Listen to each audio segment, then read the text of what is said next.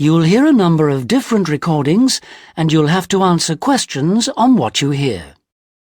There will be time for you to read the instructions and questions, and you'll have a chance to check your work. All the recordings will be played once only. The test is in 4 sections. At the end of the test, you'll be given 10 minutes to transfer your answers to an answer sheet. Now turn to Section 1. Section 1.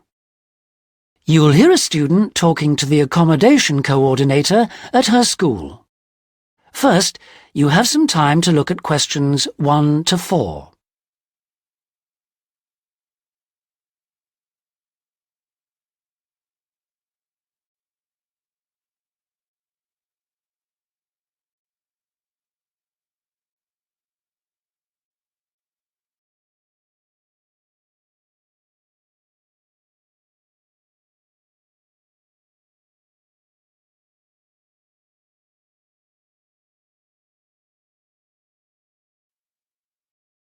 Now we shall begin.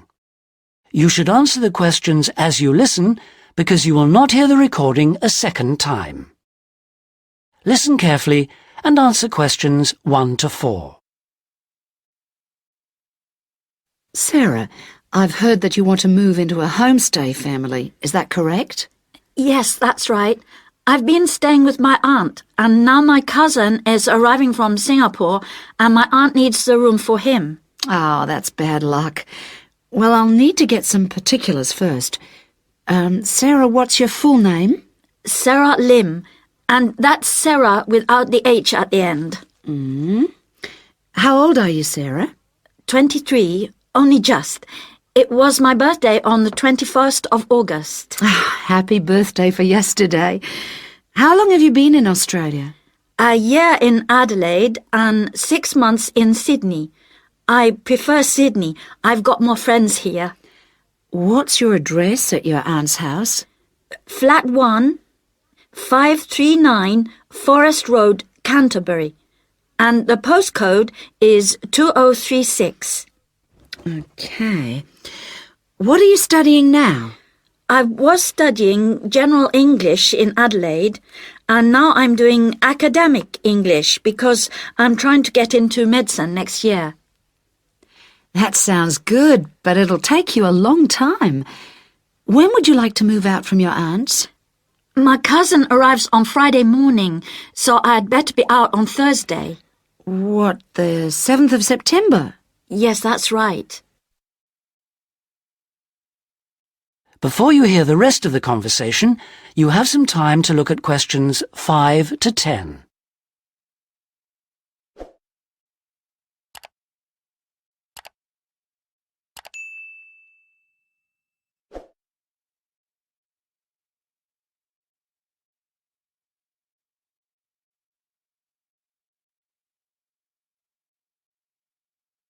Now listen and answer questions 5 to 10.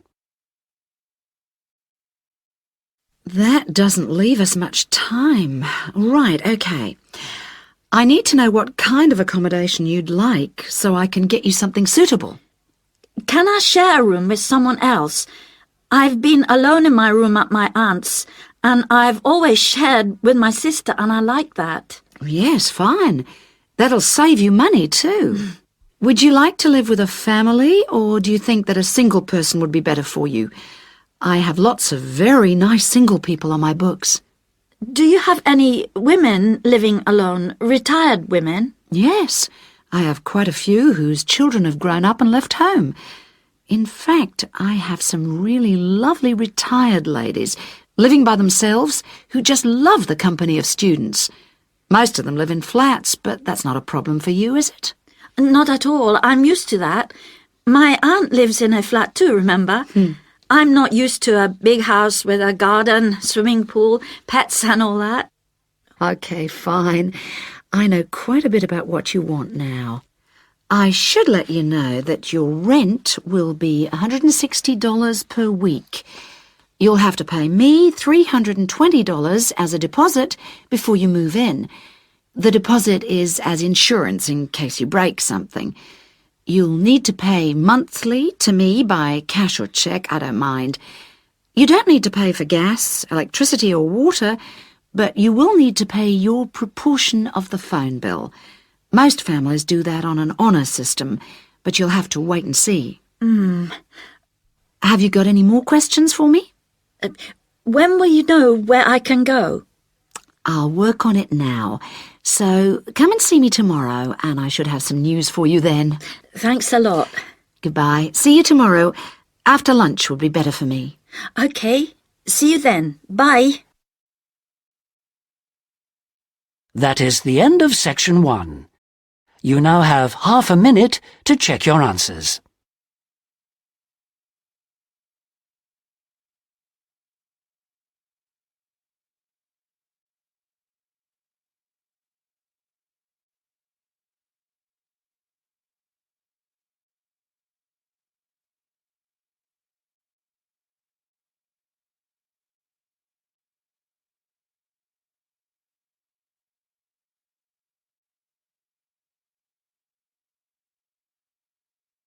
Now turn to Section 2.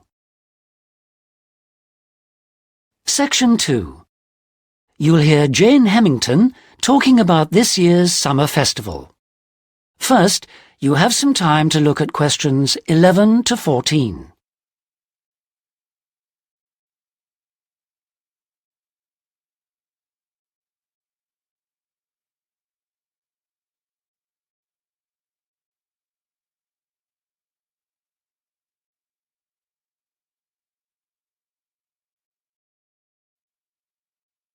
Now listen carefully and answer questions 11 to 14. Good evening, and in this week's edition of Focus on the Arts, Jane Hemington is going to fill us in on what's in store for us at this year's Summer Festival. Over to you, Jane. Thank you, Jeffrey. This year, the Summer Festival is the biggest we've ever seen, so there should be something for everybody. This is the third year they've run it, and the timing's slightly different. For the last couple of years, it's been around the 5th to 17th, but this year, they wanted to allow everyone enough time to recover from the 1st of January celebrations, and they've put it at the end of the month. The program has sensational theater, dance, and also a large number of art exhibitions. But the thing the festival is most famous for is its great street music. For today's report, though, Jeffrey, I'm looking at some of the theatrical events that you might like to see. In particular, at this year's theme, circuses. I'm going to tell you about 2 circus performances, but there are plenty of others in the program. I've chosen these because they represent distinct movements within circus performance. The first is the Circus Romano from Italy. As this is a traveling circus, it follows a long tradition by performing in a marquee, which is really like a canvas portable building, usually put up in a green space or car park rather than in a theater or stadium. Before you hear the rest of the talk, you have some time to look at questions 15 to 20.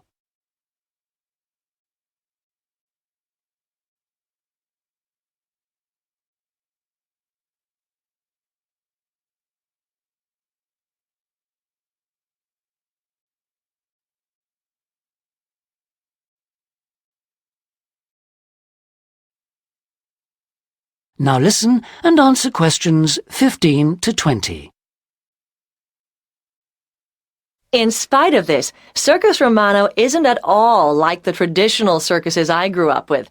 There are no animals, just very talented clowning and acrobatic routines. The show has a lot of very funny moments, especially at the beginning. But the best part is the music and lighting. They're magical. At $45, it's very expensive anyway. It's really for adult tastes. In fact, much of it would be wasted on children, so I suggest you leave them at home. The second circus performance is Circus Electrica at the Studio Theater. The purists are suggesting that this isn't a circus at all. It's a showcase for skills in dance and magic, rather than the usual ones you expect in a circus. With only 6 performers, it's a small production which suits the venue well. The studio only seats about 200 people. For my money, it's the aerial displays which are outstanding, as well as the magical tricks, features which are missing from Circus Romano. An interesting feature of the show is that the performers are so young. The youngest is only 14, but it's still well worth seeing. A good one for the whole family. And finally, as it's summer, you may wish to see some of the festival performances that are being presented outdoors, like the famous Mekong water puppet troupe performing in the city gardens this week. Now, water puppetry is amazing. It's large puppets on long sticks, controlled by puppeteers standing waist deep in the lake. The puppets do comedy routines, and there is some terrific formation dancing. This is a fantastic show, and the best moment comes at the end, seeing the puppeteers. When the troupe walks up out of the water, you get this amazing feeling. It's really hard to believe that what you've been watching is lifeless wood and cloth. As an adult, I had a great time, but I did note that other older people in the audience weren't quite as taken with it as I was. It's a must for young children, though, and that's the audience it's really aimed at. Well, that's all I've time for today, but I'll be back next week with more news of what's worth seeing and what it's best to miss. That is the end of Section 2. You now have half a minute to check your answers.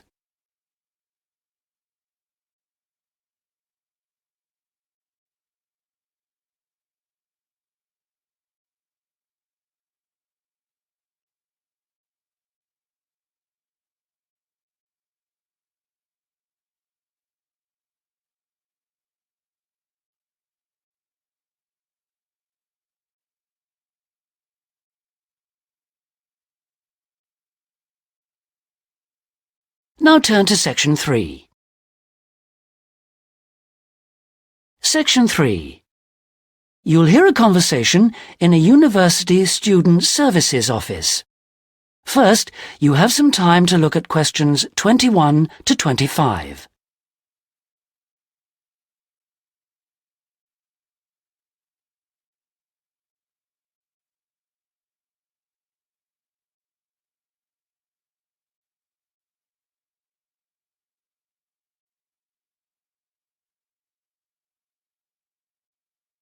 Now listen carefully and answer questions 21 to 25.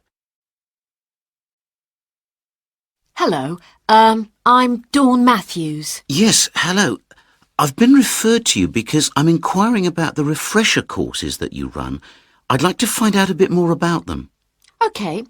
Well, we run quite a few different short courses for students who are either returning to study or studying part-time. Tell me about your situation.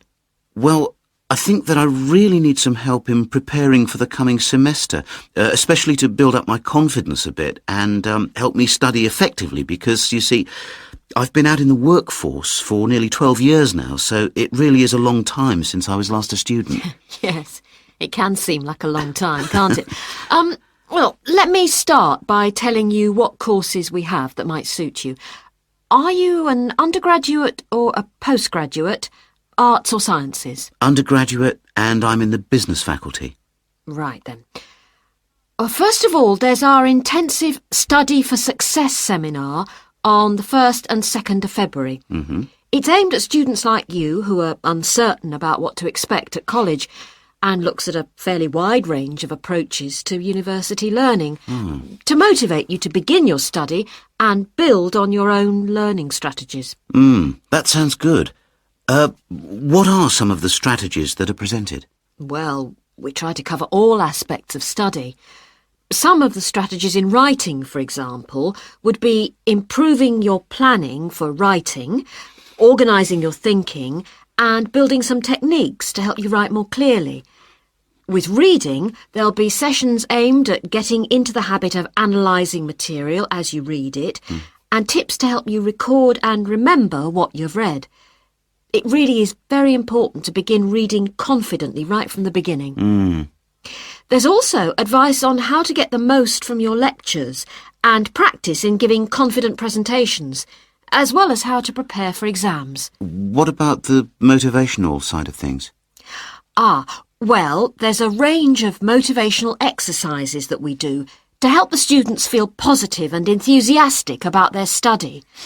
The process of learning and exploring a subject can lead to a whole new way of looking at the world, and the study skills and techniques that you build up can be applied in all sorts of different ways. Before you hear the rest of the conversation, you have some time to look at questions 26 to 30.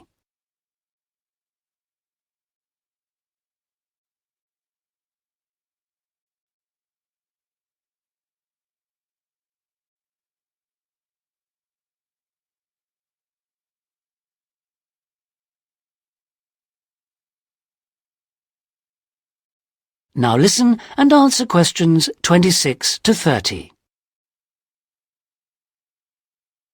Actually, I'm very excited about the whole thing of taking up studying again, but, I'm a little nervous about whether I'll manage to get everything done. I suppose it's the same for all mature students. Of course it is. Two of the key components of the course are time management and overcoming procrastination. People discover that once they learn to plan their days, all the work can be accomplished and there'll still be time for leisure. Is there an enrolment fee? Well, just a minute, let's see. The cost is £30, which includes all course materials and morning tea. You have to arrange your own lunch. Well, that wouldn't be a problem. I already make sandwiches for my 3 kids and my wife and myself every day. I won't have to change my routine. No. Now, I need to tell you that this is a very popular course, and it's essential that you book well ahead of time.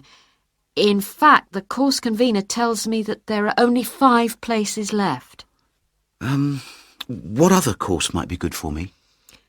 There is one other that you could benefit from.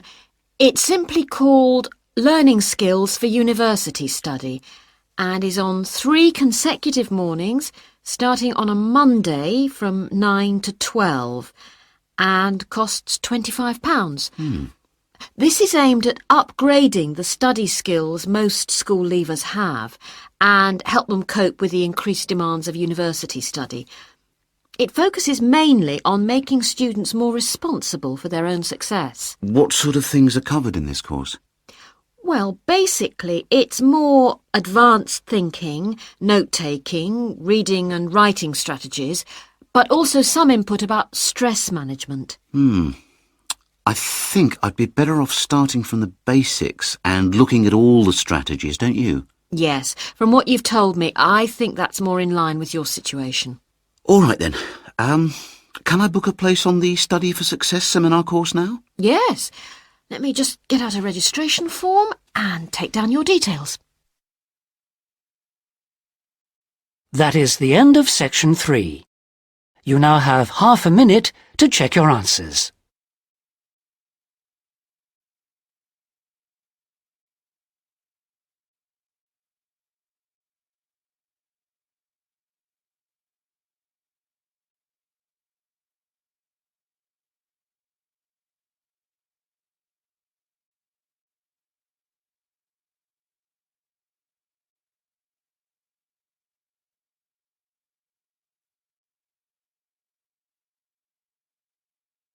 Now turn to Section 4. Section 4. You'll hear a student union representative presenting the views of college students about the design of a new building. First, you have some time to look at questions 31 to 40.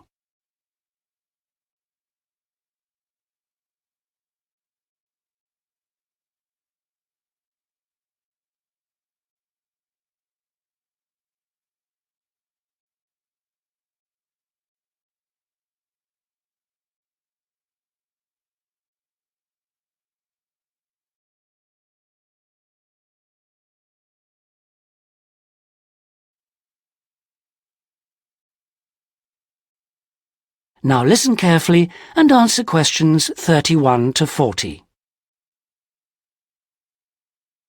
We're very grateful that the committee has agreed that a representative for the Students' Union can present student suggestions about the design for the proposed new union building. We appreciate that some of our ideas may not be feasible in the circumstances, but we do feel that it is important that the ultimate beneficiaries of the facilities should have some say in its design. If I could start by briefly explaining what steps were taken to find out student opinion and how we have arrived at conclusions. Firstly, a meeting was held in the current union for our SU committee to explain the options. Then we invited all students to submit written suggestions for the design, placing cards in a suggestion box. These suggestions then provided the basis for the design of a questionnaire which was completed by approximately 2,000 of the college students over a period of 3 weeks. Finally, the SU committee collated the results and drew up a report. If I can just hand around a copy of that report. This presentation is essentially a summary and discussion of the key points of this report. So, in broad terms, the consensus was as follows. Firstly, regarding the crucial matter of the site, we presented the 3 options that you have proposed. 1, in the city center near the Faculty of Education. 2, on the outskirts of the city near the park. And 3, out of town near the halls of residence. We asked students to cite reasons for and against these sites, and there was remarkable agreement on all 3. Site 1 was unpopular because of traffic and parking problems. Site 2 had a number of supporters, mainly because it was close to most lecture rooms, and Site 3, out of town near the halls of residence, was clearly the most popular because of access from living quarters. It was clear that the union was mainly to be used after lectures. It was also felt that the larger site would allow more room for a choice of facilities.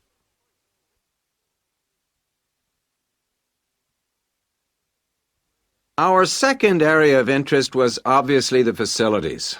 There was minimal interest in having a library on the premises, but one option seemed to be a reading room instead, more useful. We would like the current table games room to be replaced with a small gym, and if possible, a small swimming pool. Not, of course, Olympic-sized. There was a large number of respondents in favor of a travel agents and insurance center. We also request that there be the offices of the Student Counseling Center, moving this from the refectory. There was, however, much disagreement about whether to build a drama theater. Just over 40% of the respondents were in favor, but a largish minority were strongly against it, claiming that it is elitist and a waste of funds. Essentially, the jury is out on that. Finally, given the number of unfortunate incidents in the current union over the past few months, a strong point was repeatedly made about security. The recommendations would be at least video surveillance and security personnel who would check student union cards on request. We doubt if it would be feasible to have a check at reception of all people coming in. Well, this is the summary of the views of the student population. As I say, fuller details are given in our report, but I'm happy to take any questions if you have them. That is the end of section 4. You now have half a minute to check your answers.